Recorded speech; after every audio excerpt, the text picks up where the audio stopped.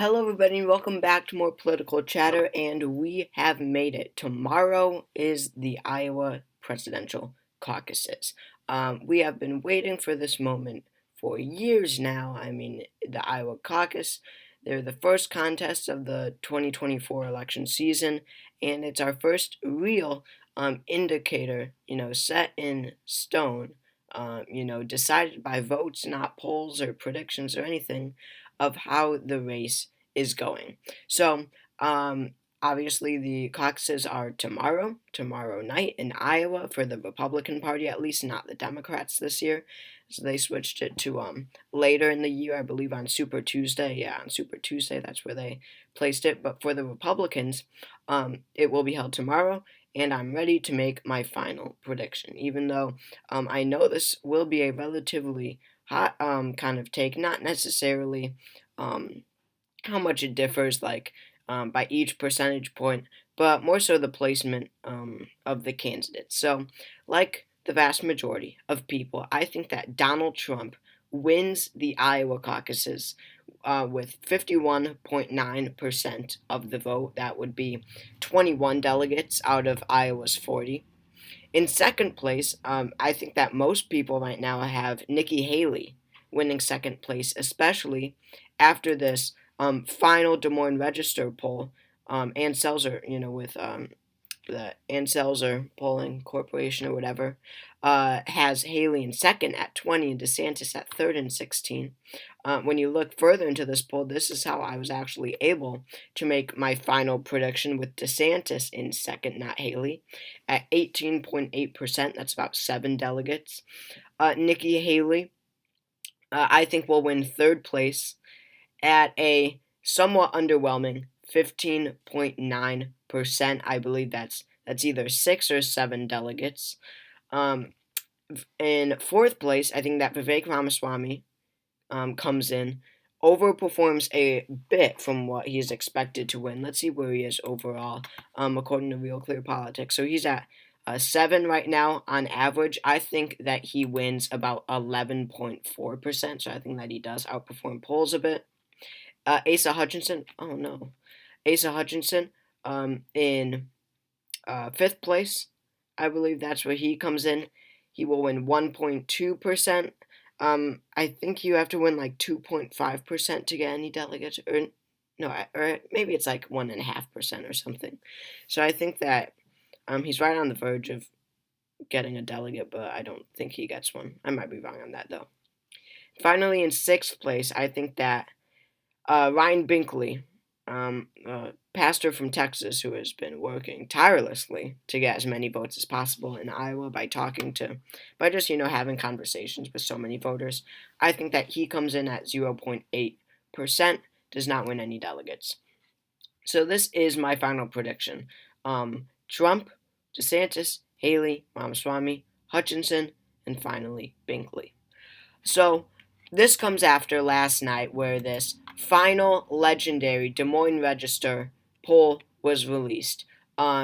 This poll, always being released like a day or two right before caucus day, is it is idolized, and people look forward to its release because it is the most accurate. I mean, any poll ran by Ann Selzer, she is a pollster. She has an A plus rating. I think that she is the only pollster to have an A plus rating. It is extremely rare, but she always gets it spot on.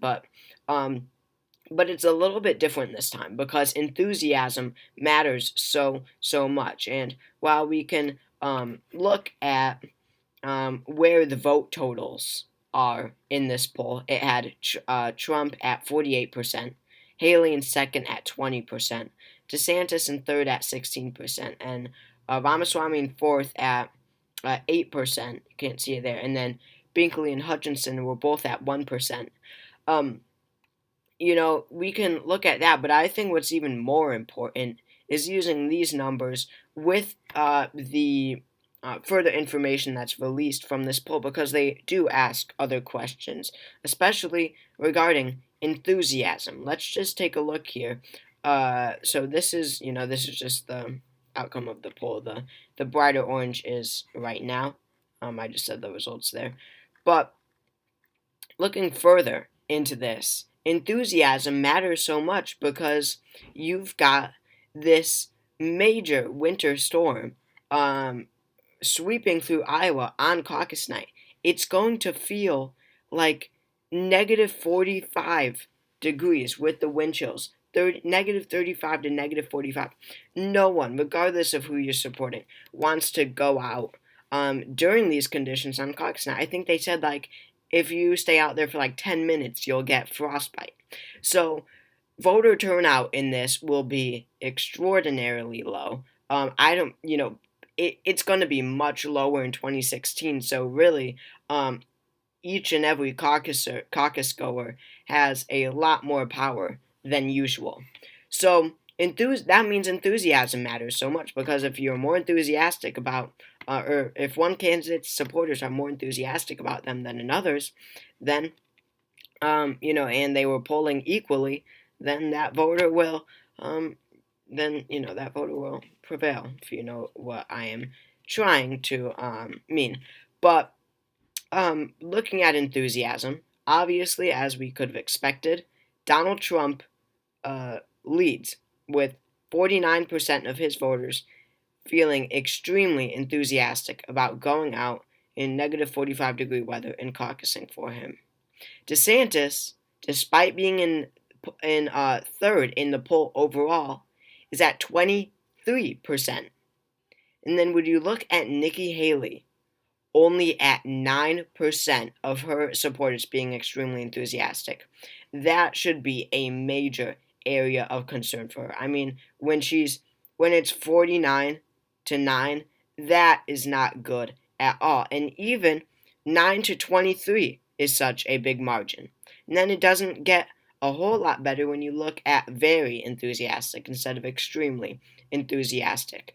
Of course, wow, okay, Trump and DeSantis are actually tied here, each with 39%. And Haley, once again, comes in last at 30%. And then you've got mildly enthusiastic, where, of course, Haley now wins at 49% to DeSantis's 33%, Trump's 11%. This is the one that you don't want to have the highest number. And so, wow, Trump has 49% of his supporters being extremely enthusiastic. Haley has 49% that are only mildly enthusiastic. So, she a big challenge for her will be and this is not that enthusiastic at all. Trump is at 0, DeSantis at 5, she is at 12.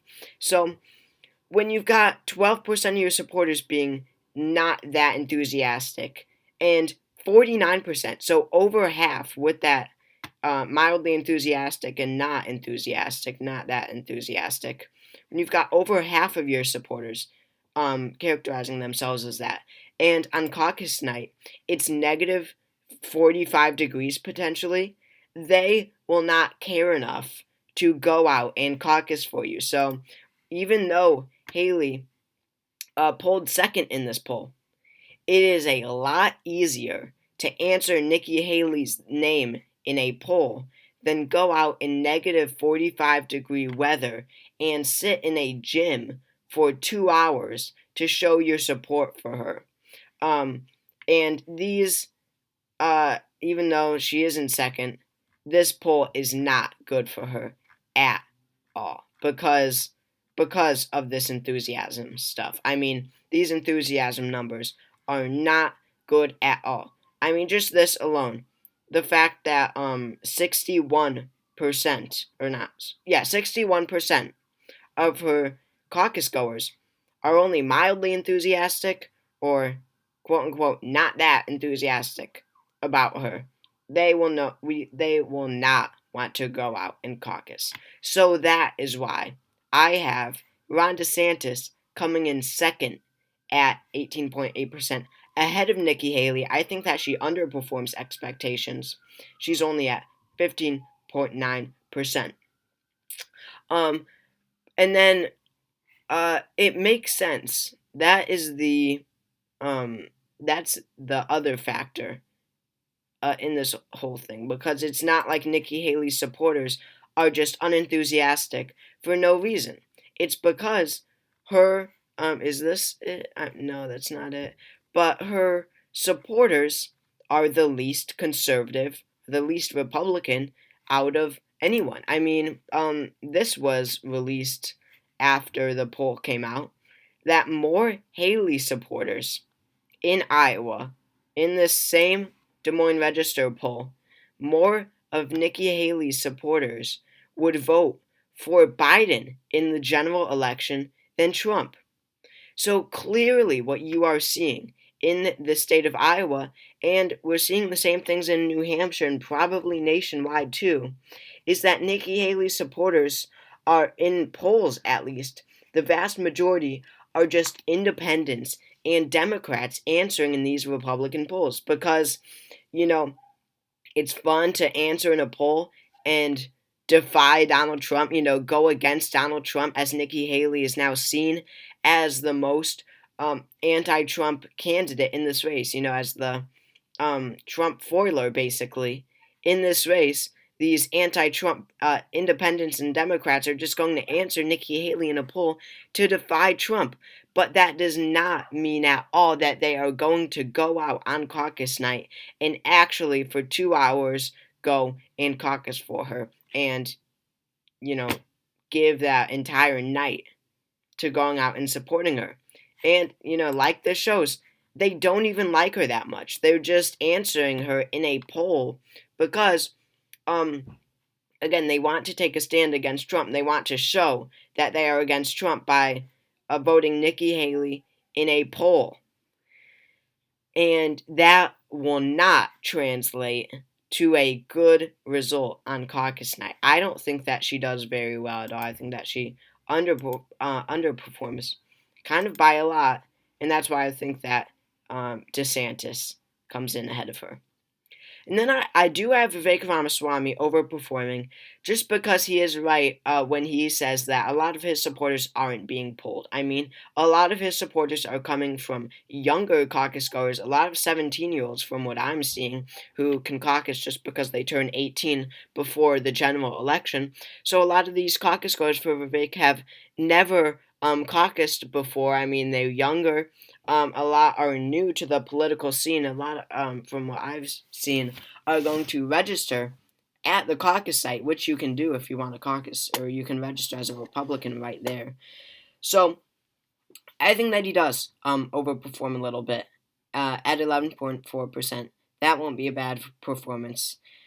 As for Hutchinson and Binkley, whatever, they're working hard. I'll give them some credit. I mean, both of them are really traveling across the state a lot and attempting to have a conversation with as many voters or caucus goers as possible.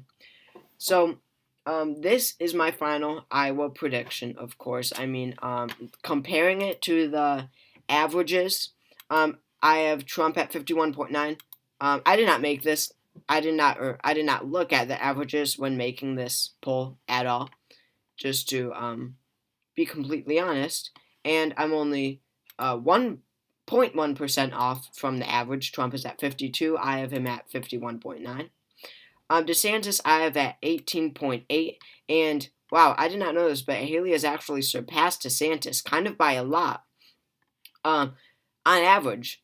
Despite that, I still think that she outperforms him come caucus night. But I have him at 18.8% on average. He is at 15.6%, so I have him overperforming a little bit.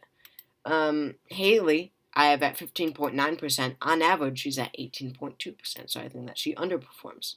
Ramaswamy, I have at 11.4%. On average, he is at 6.8%, so I have him overperforming by quite a lot. What did I just do? I don't know. Asa Hutchinson, I have at 1.2%. On average, he's at 0.5%, but I don't know. He's not included in a lot of polls either, so whatever. And then Ryan Binkley, for some reason, isn't even included on the average. So that's my final prediction. Make sure to tune into the results tomorrow. I'm so excited Thank you all for watching this video, and I'll see you all later.